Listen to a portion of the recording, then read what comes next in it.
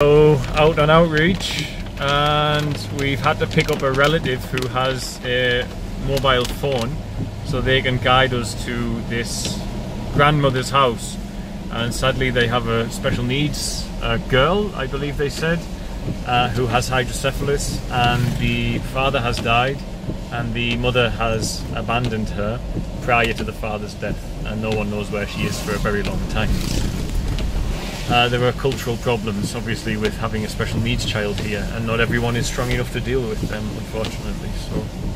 So we've just picked up a family friend or a relative, I'm not sure whether in the other car, and now we start our ascent up into the hills again, because that's where this elderly lady is.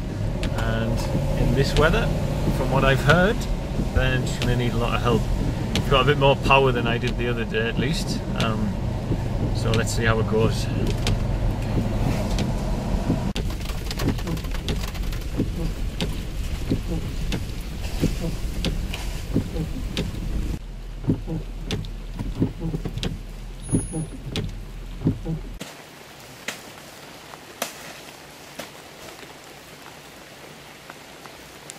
So there's a banana tree fell down in the rain, so we've had to find someone with a machete to help us clear it. Ali. Yeah. Too much wood. It's too much. It's too much rain. Yeah. Tayari. Okay, right. We can see the house. We just can't get to it because of fallen trees, so hopefully there'll be no more, because there's a few. So much rain, everything's coming up at the roots. So, okay, and I don't mean in the reggae sense. Look at the slop that we're having to drive in here, guys. Hold on.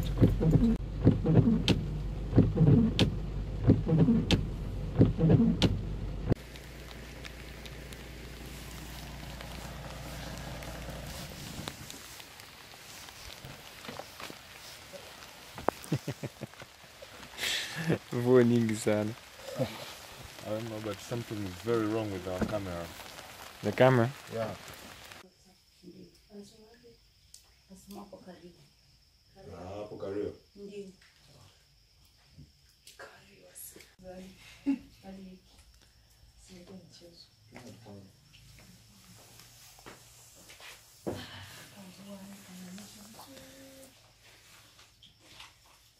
This is where she lives, which is a far cry improvement from day before yesterday's outreach. Took me a day to recover from that one. Still living in poverty, I am, without any shadow of a doubt, still struggling. Now the problem you've got here, this lady's son was a motorcycle, what you call a boda rider, a motorcycle taxi, and he crashed and died 5 years ago. May he rest in peace. But he left behind 2 children, and she loves this little boy. His name is Emmanuel, very much so. But after he died, his partner ran away because she wasn't coping with having a disabled child and no husband anymore. So she ran. So we don't judge. We don't know the stresses and strains in each individual's life or their coping mechanisms. But for 5 years she's managed fine, but she's too old now, and Emmanuel's gotten too big, and she can't lift him, she can't wash him properly, so she's not able to provide the care, and she's deteriorating in her health, her back and things like this. So out here where you're struggling with collecting things like there's no running water here, for example, so collecting running water whilst having a disabled child to carry and bathe, and when you're elderly and alone, it just doesn't work, unfortunately. So she has asked us and begged from her heart that we take Emmanuel to live at Feather's Tail. So we are taking action to do that. We'll talk to social welfare, talk to another NGO that we know in this area who worked with them 4 years ago, find out any information we can. And then once the house is complete, we'll move Emmanuel in. And in the meantime, we'll keep doing a little home visit and provide some support in the form of just a bit of an easier week for her with some extra food, etc., until Emmanuel comes to us. So another member of our Feather's Tail family today. and grateful that we came. He's in good condition, but she is not, and that's the important thing here, is she has reached out for support to the government and ourselves because she realises that she no longer is giving him the best possible care he can get because she can't lift him, etc. And I understand that. I think in the UK even, where I'm from, I think once you get too old, then the government will step in and help you with some home care.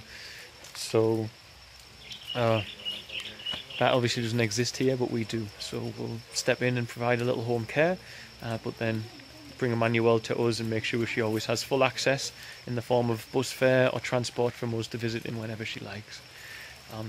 Sad to separate them, but necessary. As she said, she loves him, she doesn't want him to go, but necessary. Otherwise he's not going to get cared for correctly, unfortunately. So.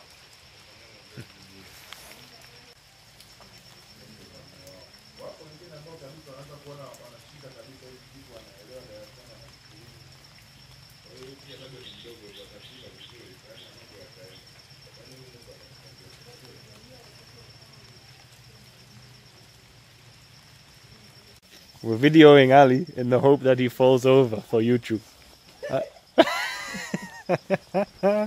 Ali, come on. Huge! Yeah, I see. They can bite you until... I was just talking to everyone and I felt a pain in my leg and some ants had gone up my trouser leg and started biting. They really hurt as well. Okay, so we're all happy that with the state of hygiene of the child, he was quite smelly, and that the grandmother is just not coping at all. So, right, time to wheel our way out of this one. So, should be fun. Well, we've gotten a little bit stuck here. Oh dear, oh dear. Okay.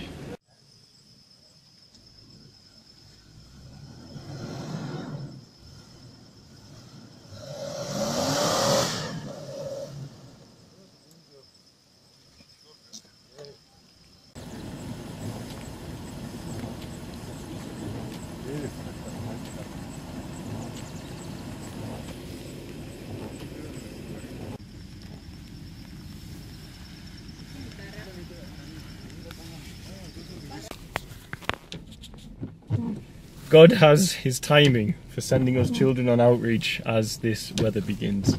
So I was very stuck. Ali is struggling. Hold on. Filming on my phone today, guys, but the ground is much worse than you think. It's so soft. Lethal.